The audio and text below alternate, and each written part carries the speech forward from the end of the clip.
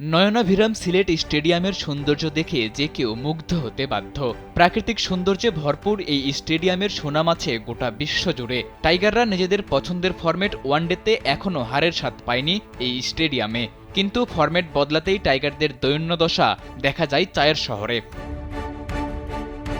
সিলেট আন্তর্জাতিক ক্রিকেট স্টেডিয়ামে প্রথম টেস্ট গড়ায় ২০১৮ সালে জিম্বাবুয়ের বিপক্ষে। সেই ম্যাচে বাংলাদেশকে ১৫১ রানের বড় হারের লজ্জায় ফেলে সফরকারীরা। ৫ বছর পর ভেন্যুটির দ্বিতীয় টেস্টে বাংলাদেশ নিউজিল্যান্ডকে হারায় ১৫০ রানে। এরপর গেল বছর শ্রীলঙ্কার বিপক্ষে হারের ব্যবধান ছিল ৩২৮ রানের। আর সবশেষ জিম্বাবুয়ের বিপক্ষে আবারও এক হার। সব মিলিয়ে সিলেট স্টেডিয়ামে সাদা জার্সিতে টাইগাররা এখনও দেখাতে পারেনি রঙিন পারফরম্যান্স। ঢাকার ভেতরে এয়ারপোর্টের উল্টা দিকে, প্রকল্পের সিকিউরিটি ভালো, লোকেশনও ভালো। ৩টা প্লট নিয়ে নিলাম। নে বাবা, তোর এখন নাকে তেল দে ঘুমা।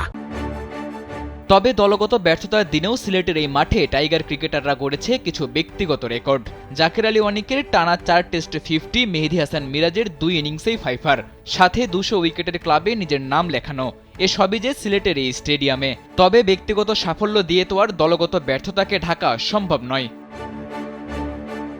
টাইগার ক্রিকেটারদের ব্যর্থতার দায় অবশ্য কেবল স্টেডিয়ামের দিকেও দেওয়া সম্ভব নয়, কারণ এই স্টেডিয়ামের রঙিন জার্সিতে টাইগাররা বরাবরই ছিল উজ্জ্বল। ২০১৮ সালের পর থেকে এখন পর্যন্ত খেলা ৭ ওয়ানডের একটাও হারেনি বাংলাদেশ। টি-20তেও গেল ৭ বছরে একাধিক ম্যাচ জিতেছে টাইগাররা।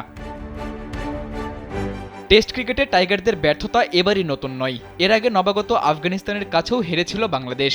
তবে বরাবরই বিভিন্ন যুক্তি দেখানোর চেষ্টা করা টাইগার ক্রিকেটাররা এবার এই হারের ব্যর্থতায় কাকে দোষারোপ করবে তা খুঁজে বের করা বেশ কঠিন, কারণ এই দলটায় তো আর হাথুরু কিংবা ডমিঙ্গোর মতো বিতর্কিত কোচও নেই।